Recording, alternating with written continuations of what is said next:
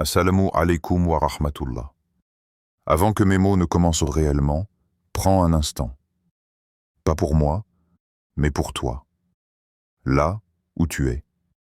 Ferme un peu tes pensées, pas forcément tes yeux. Offre juste une respiration sincère à ton cœur. Inspire profondément et relâche. Encore une fois, doucement. Tu sens ce soulagement discret dans ta poitrine? C'est ton cœur qui s'ouvre. Car certaines paroles ne se comprennent pas par la logique. Elles ne se décortiquent pas comme un raisonnement. Elles ne s'apprennent pas comme une information. Elles se reçoivent. Elles s'accueillent avec une partie de toi que tu n'utilises presque jamais. Ton âme. Et aujourd'hui, ce n'est pas un rappel ordinaire que tu vas entendre. C'est un retour. Un retour vers une parole qui t'a accompagné des années, mais que tu n'as peut-être jamais regardée en face. Alors, mon frère, ma sœur, laisse ton cœur s'immobiliser un instant. Le monde bouge assez. Les pensées courent assez. La vie tire assez. Ici, juste maintenant, tout peut s'arrêter. Il n'y a que toi, ta respiration, et ce qu'Allah veut déposer dans ton cœur. Pendant que tu m'écoutes, si une phrase résonne, si une idée te touche, garde-la. Elle n'est pas venue par hasard. Plus tard, tu pourras l'écrire en commentaire, comme un signe que ton cœur a compris quelque chose. Et peut-être que ton mot, ton témoignage, ton ressenti, aidera quelqu'un d'autre qui passera ici par décret d'Allah. Et si, durant cette écoute, un visage te vient en tête, quelqu'un qui a besoin de paix, de lumière, d'un rappel doux, note-le intérieurement. Tu décideras, à la fin, s'il est juste de lui partager ce message. Rien ne presse. Laisse ton cœur guider ce geste. Reste avec moi jusqu'à la fin. Pas pour moi, pour toi. Parce qu'à la fin de cette partie, une petite expérience spirituelle t'attendra. Une expérience simple, mais capable de modifier la manière dont ton cœur respire face aux épreuves. Tu verras. Pour l'instant, avance avec moi. Imagine ton cœur comme une pièce traversée par 1000 bruits. Le bruit de tes obligations, le bruit de tes peurs, le bruit de tes pensées qui s'entrechoquent, le bruit de tout ce que tu n'as pas résolu. Maintenant, imagine que tu fermes doucement la porte. Tu ne sors pas du monde. Tu l'empêches simplement d'envahir ton espace intérieur. Que ressens-tu? Peut-être encore un peu de tension, c'est normal. Peut-être une petite résistance. Peut-être même une fatigue qui remonte. C'est bon signe. Cela signifie que tu arrives enfin au niveau de ton cœur. Tu vois, il y a des paroles qu'Allah a envoyées comme des clés. Des clefs capables d'ouvrir des endroits en toi que tu croyais définitivement verrouillés. Des endroits où se cache ta fatigue, ton courage, ton espoir, ta tristesse, tes manques, tes regrets. Et aujourd'hui, nous allons redécouvrir l'une de ces clés. Une phrase qui n'a rien de spectaculaire à première vue, mais qui, lorsqu'elle est vécue, peut réordonner tout ton univers intérieur. Une phrase que beaucoup répètent, mais que très peu laissent descendre jusqu'au cœur.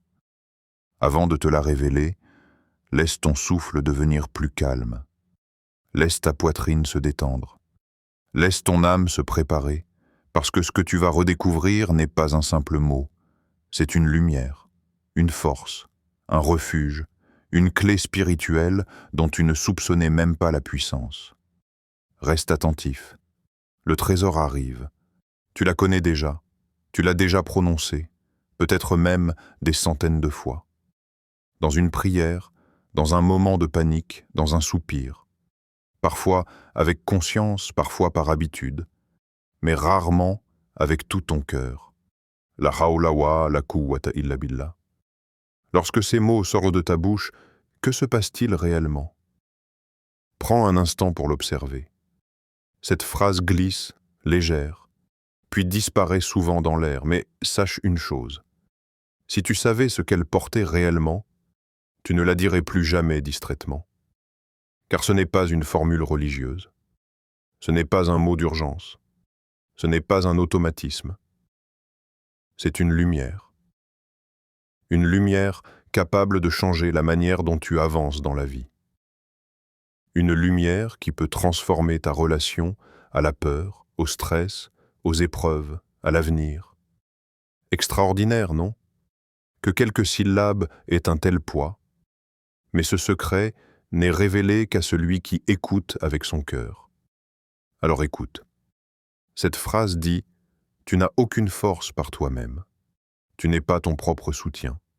Tu n'es pas ton propre protecteur. Tu n'es pas la source de ta force.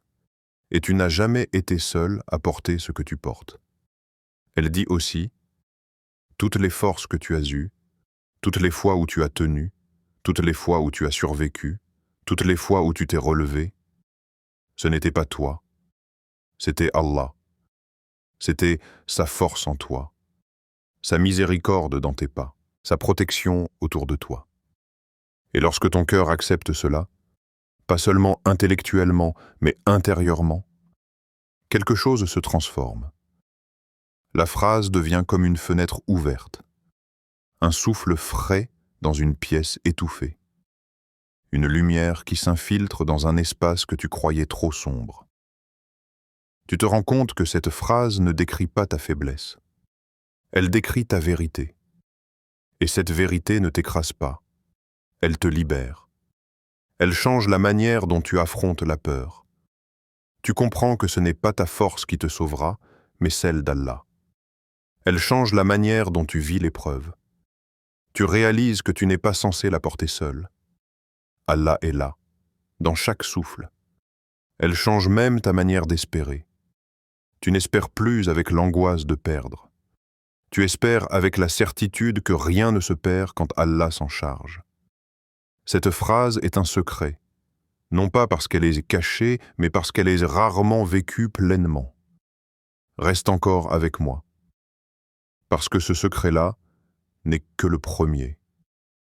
Et la suite va t'ouvrir des portes que ton cœur attend depuis longtemps. Il existe des vérités si simples qu'on les oublie dans le bruit de la vie. Des vérités silencieuses, mais capables de renverser tout ton univers intérieur dès qu'elles sont réellement reconnues. Et cette phrase, « La hawla wa la quwwata illa billah », en fait partie. Elle n'écrase pas, elle ne hurle pas, elle murmure. Et c'est ce murmure, précisément, qui a la puissance de modifier le cours de ton existence. Parce qu'elle te rappelle quelque chose que ton cœur a souvent ressenti sans jamais oser le formuler. Tu ne tiens pas debout par toi-même. C'est Allah qui te tient debout. Cette idée, lorsqu'elle traverse ton cœur pour la première fois de manière authentique, ne te diminue pas. Au contraire, elle te libère. Elle enlève ce poids écrasant qui te faisait croire que tu devais tout porter seul. Elle dégonfle l'illusion de la toute-puissance humaine qui t'épuise depuis des années. Et quelque chose d'extraordinaire se produit lorsque tu prononces ces mots consciemment. Pas mécaniquement, pas comme une habitude, mais avec un cœur qui reconnaît sa fragilité, qui se souvient que ses ressources ont une fin, qui accepte humblement que la vraie force appartient uniquement à Allah. Quelque chose se déplace en toi. Un déplacement subtil, mais réel. Comme si tu faisais un pas en arrière pour laisser entrer une lumière que tu bloquais sans le savoir. La fatigue que tu traînais depuis trop longtemps, celle que tu cachais derrière les sourires, celle que tu empilais sous les obligations, commence soudain à se dissoudre. Non pas parce que les circonstances changent, mais parce que ton rapport à elles change. Une nouvelle énergie apparaît, une énergie qui ne vient pas de tes muscles, ni de ta volonté, ni de ton mental, mais de ton abandon sincère à celui qui détient les clés de toutes les forces. La phrase devient une transition intérieure. La fatigue devient courage. Tu te rends compte que tu n'es pas en train d'avancer seul. Quelqu'un porte avec toi. Quelqu'un te soutient sans interruption. Et ce simple fait suffit à réveiller un courage que tu croyais perdu. L'inquiétude devient confiance. La peur que tu ressentais n'était pas un manque de foi, mais un excès de charge. Lorsque tu déposes cette charge, la confiance reprend naturellement sa place. Non pas parce que tu maîtrises mieux la situation, mais parce que tu sais enfin qui la maîtrise réellement. La panique devient certitude. Certitude qu'Allah ne se trompe jamais. Certitude qu'Allah ne t'abandonne jamais. Certitude qu'Allah n'écrit jamais une épreuve vide de sens. Cette certitude, quand elle s'installe, stabilise ton monde intérieur même quand le monde extérieur vacille. Et tu découvres alors une vérité bouleversante. Cette phrase est une clé. Une clé qui n'ouvre pas une porte extérieure, mais une porte intérieure. Celle que ton cœur croyait verrouillée à jamais. C'est la clé de ton apaisement, la clé de ton alignement, la clé de ta capacité à continuer alors que tu pensais en avoir fini. Ce n'est pas une phrase abstraite, c'est une expérience. Une transformation intérieure qui ne demande ni formation, ni richesse, ni statut, ni intelligence. Elle ne demande qu'un cœur qui accepte enfin de reconnaître « Ya Allah, sans toi je ne peux rien. Avec toi je peux tout. » Tu as sûrement déjà ressenti cette fatigue particulière, pas celle du corps, mais celle de l'âme. Cette sensation que tu tiens tout un monde en équilibre, que si tu relâches même un instant, tout s'effondre. Cette impression que tu dois être fort pour tout le monde, présent pour tous, performant, organisé, patient, parfait, comme si le moindre relâchement te condamnait. Ce poids, tu sais d'où il vient? D'une illusion. Celle de croire que tu contrôles ce que tu ne contrôles pas. La majorité des gens vivent ainsi, épuisés, suffoqués par leurs propres attentes, prisonniers d'un besoin constant de maîtriser l'avenir, les résultats, les émotions, les autres, eux-mêmes. Et plus ils tentent de serrer le monde dans leurs mains, plus il leur échappe. Mais il existe des croyants, rares, précieux, qui vivent une toute autre réalité. Ce sont ceux qui comprennent ce que signifie vraiment s'abandonner à Allah. Pas s'écraser, pas fuir leurs responsabilités, pas laisser les choses aller au hasard, mais s'abandonner dans le sens le plus spirituel et le plus noble, faire ce qui est en leur capacité, puis remettre ce qui dépasse leur capacité à celui qui n'est limité par rien. Ce geste intérieur est tellement subtil que parfois on ne le remarque même pas. Il ne fait pas de bruit. Il n'a pas besoin d'être annoncé. Il se produit comme un souffle, comme une parole qui sort presque seule. Ya Allah, j'ai fait ce que j'ai pu. Le reste est entre tes mains. Et à cet instant, quelque chose se passe. Quelque chose que l'on ne peut expérimenter qu'en le vivant réellement. Le cœur, qui était contracté depuis des semaines, peut-être des années, se relâche. Une détente profonde traverse la poitrine, une sensation que presque rien dans ce monde n'est capable d'offrir. C'est comme si tu posais un sac trop lourd sur le sol après l'avoir porté bien trop longtemps. Cet instant, c'est la naissance du tawakkul, le vrai. Celui qui ne consiste pas à rester inactif en attendant que les solutions tombent du ciel, mais à reconnaître que l'effort est entre tes mains et que le résultat est entre les mains d'Allah. Et tu commences à voir la vie différemment.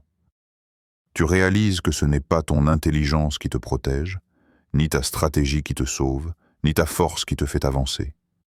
Ce sont des moyens. Mais celui qui les active, celui qui les bénit, celui qui les transforme en réussite, c'est Allah. Lorsque tu acceptes cela, la pression tombe.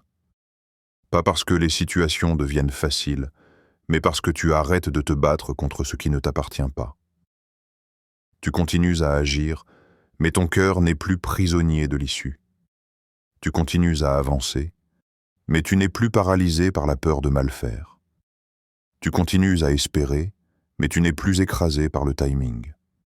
Tu marches avec une légèreté nouvelle, une confiance qui ne dépend plus du visible, une tranquillité que rien ne peut racheter au monde, ni acheter, ni voler. Et c'est là que tu comprends enfin. Le véritable repos du cœur ne vient pas du fait que tout va bien, mais du fait que tu sais que tout est entre les mains d'Allah.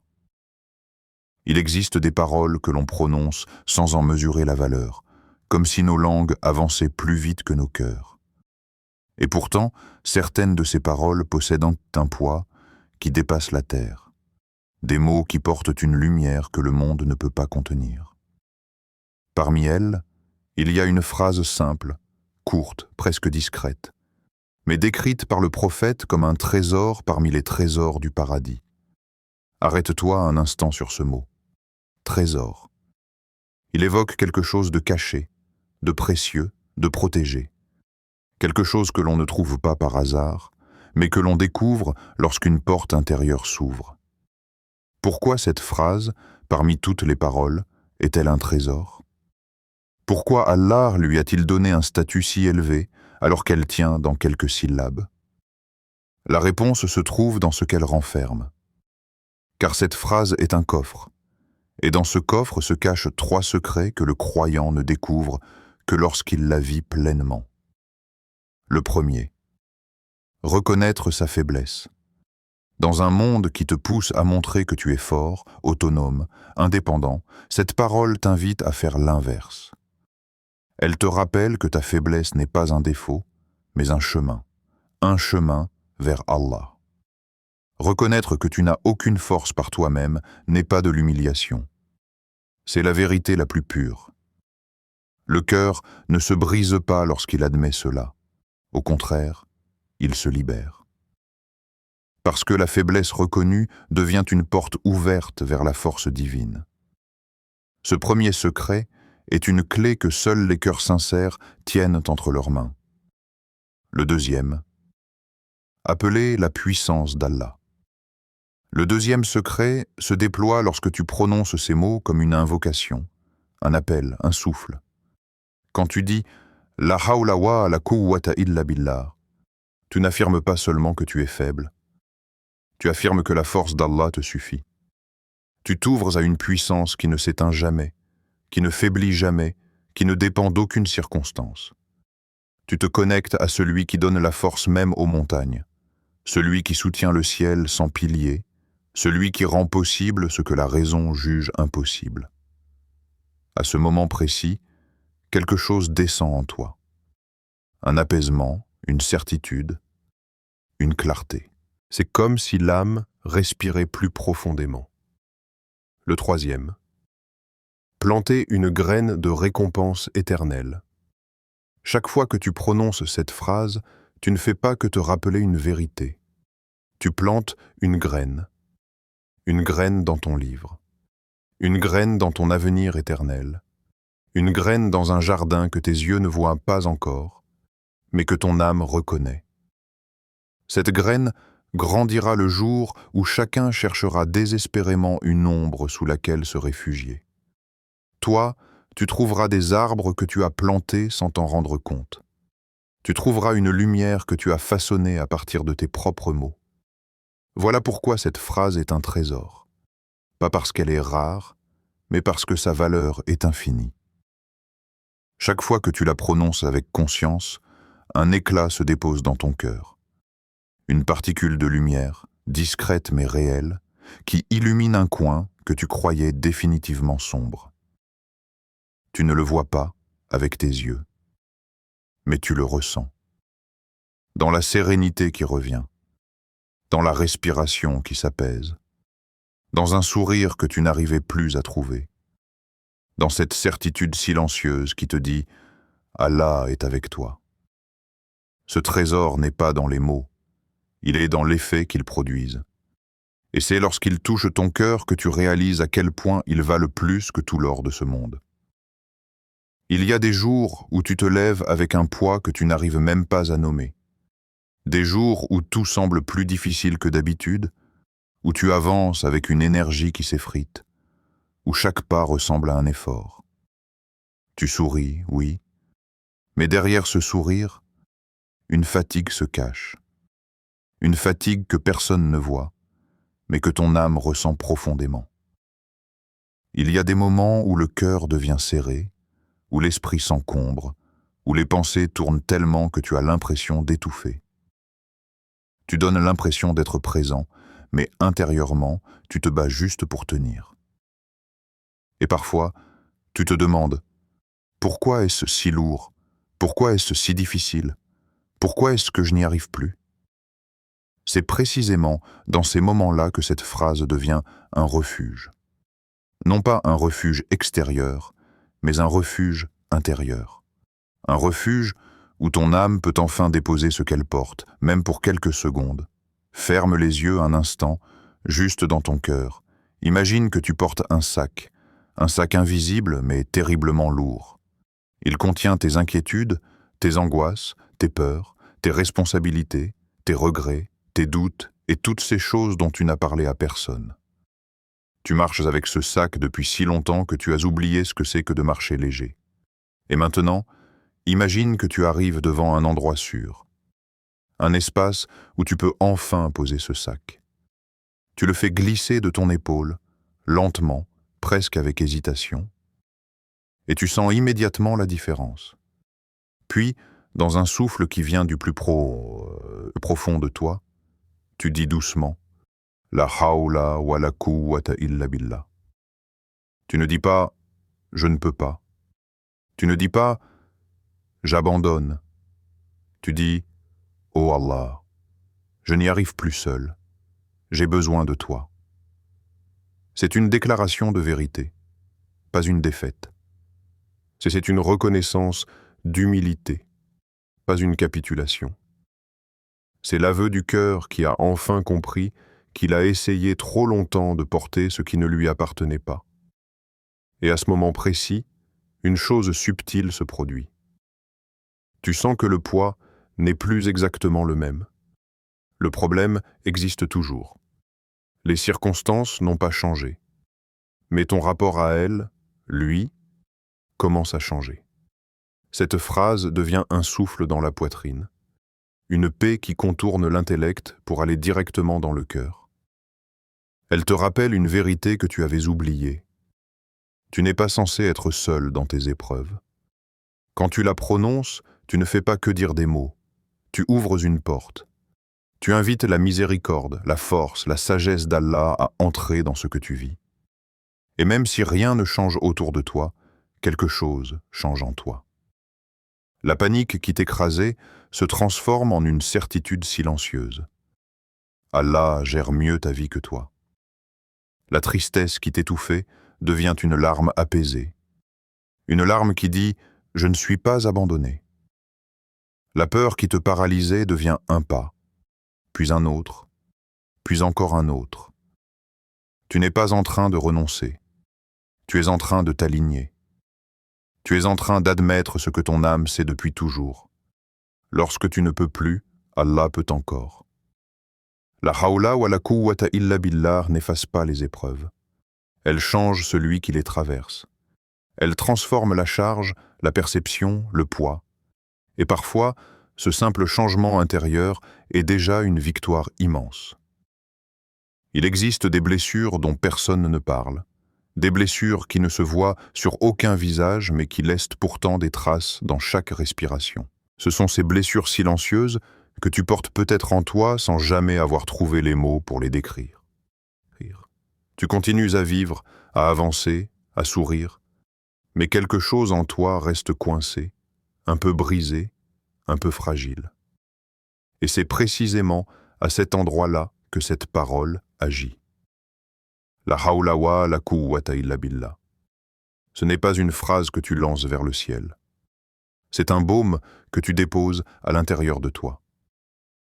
Ce dhikr n'a pas besoin d'une voix parfaite. Il n'a pas besoin d'une longue invocation. Il n'a pas besoin de mots compliqués. Il demande seulement que tu dises la vérité la plus simple. « Oh Allah, je suis fatigué, mais je veux guérir. » Il y a des regrets que tu gardes enfermés depuis longtemps. Peut-être des décisions qui te hantent encore, des erreurs que tu répètes dans ta tête comme un film que tu n'arrives pas à arrêter. Ce dhikr, lorsqu'il sort de tes lèvres, vient rassurer ton cœur. Allah ne te juge pas selon le passé que tu regrettes, mais selon la sincérité qui t'habite aujourd'hui. Les regrets s'adoucissent, non pas parce qu'ils disparaissent, mais parce qu'ils trouvent enfin un chemin vers la paix. Puis il y a la peur. Pas la peur visible, celle qui tremble dans les mains ou dans la voix, mais la peur profonde, celle qui se loge dans les pensées, celle qui te réveille la nuit, celle qui te fait douter de toi-même, celle qui te rappelle tout ce que tu pourrais perdre. Ce dhikr vient éteindre lentement cette peur, comme une lumière douce qui remplit une pièce sombre. Il te dit, tu n'es pas seul, tu n'as jamais été seul, et tu ne seras jamais seul. Et lorsque la peur se calme, le cœur peut enfin respirer. Il y a aussi les insomnies du cœur, celles qui ne viennent pas du café ou de la fatigue, mais de ce qui te pèse intérieurement. Les nuits où ton esprit tourne sans fin, où tu revis tes inquiétudes encore et encore, où tu t'allonges sans jamais trouver le repos. Alors, dans ce silence, tu murmures « La hawla wa la quwwata illa billah » et quelque chose descend dans ta poitrine, un apaisement subtil qui t'enveloppe comme une couverture chaude. Et puis, il y a la solitude, celle que personne ne voit, celle que tu ressens même entourée de gens, celle qui te fait penser que personne ne comprend vraiment ce que tu traverses. Cette solitude profonde, cette solitude qui serre la gorge, elle trouve une réponse dans ce dhikr. Parce qu'à travers lui, tu parles directement à celui qui sait tout de toi. Celui qui connaît tes secrets, tes fragilités, tes douleurs, tes peurs, tes espoirs, sans que tu aies à les expliquer. Tu ne fais plus semblant. Tu n'as rien à prouver. Tu es enfin vrai, entier, honnête. Et ce simple geste, prononcer ce dhikr avec sincérité, devient une guérison. Ce remède n'agit pas comme un choc, mais comme une douceur, comme une pluie fine, comme un soulagement discret mais profond. Il ne te demande pas de parler longtemps. Il ne te demande pas de faire des efforts immenses. Il ne te demande que de te présenter tel que tu es, parce qu'Allah ne cherche pas la perfection, il cherche la sincérité.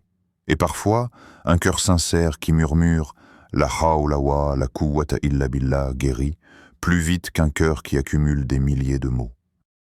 Si tu veux découvrir tout ce que cette phrase peut transformer en toi, alors ne te contente pas de l'écouter. Vise-la, expérimente-la, glisse-la dans ton quotidien, dans ton souffle, dans tes gestes, dans tes pauses, dans tes pensées. C'est ainsi que sa lumière prendra racine. Voici un défi de 7 jours. Un défi simple, mais puissant. Un parcours intérieur. Un voyage entre toi et Allah, premier jour. L'intention. Avant même de commencer le dhikr, parle à Allah dans ton cœur. Dis-lui pourquoi tu veux faire ce défi. Pour apaiser ton âme, pour retrouver la paix, pour te rapprocher de lui, pour guérir ce que personne ne voit. Ensuite, après chaque prière obligatoire, répète la phrase 33 fois, mais doucement, pas comme un comptage, pas comme une répétition mécanique, lentement, en laissant chaque mot se déposer dans ta poitrine. Ce premier jour est une ouverture. C'est toi qui frappes à la porte. Le reste, Allah le fera entrer dans ton cœur à sa manière. Deuxième au 4e jour. L'habitude. Durant ces jours, tu vas intégrer cette phrase dans ta vie quotidienne. Pas comme un devoir, comme un souffle. Dis-la en marchant. Dis-la lorsque tu es dans la voiture ou dans le bus. Dis-la pendant que tu attends. Dis-la en faisant quelque chose de banal, comme ranger, cuisiner, travailler, respirer. Laisse-la devenir ton fond sonore intérieur, comme une musique de l'âme, comme une présence qui te rappelle, toujours, que tu n'es pas seul. Ce ne sera peut-être pas facile au début. Ton esprit va vagabonder. Tes pensées vont partir dans 1000 directions. C'est normal. Ce n'est pas un échec. C'est le cœur qui s'entraîne. L'important, c'est de revenir. Encore. Et encore.